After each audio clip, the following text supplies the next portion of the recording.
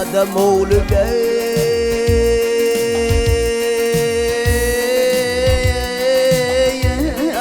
gözün bilmeyi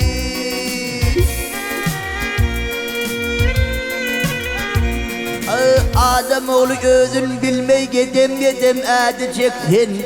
Yanın emrini kılmani vay öz kömlüğü büyüteceksin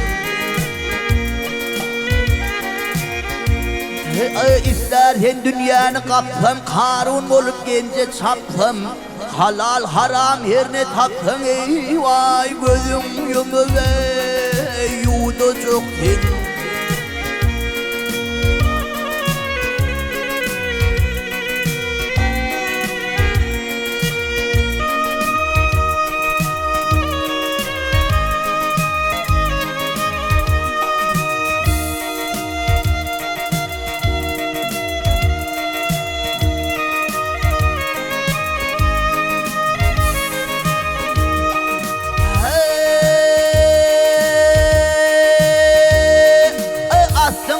Yetkin nazır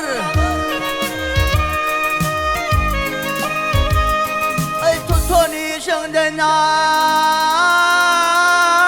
kılgın hederi Açal sana yetse gözleri Vay bir haberin ne diyeceksin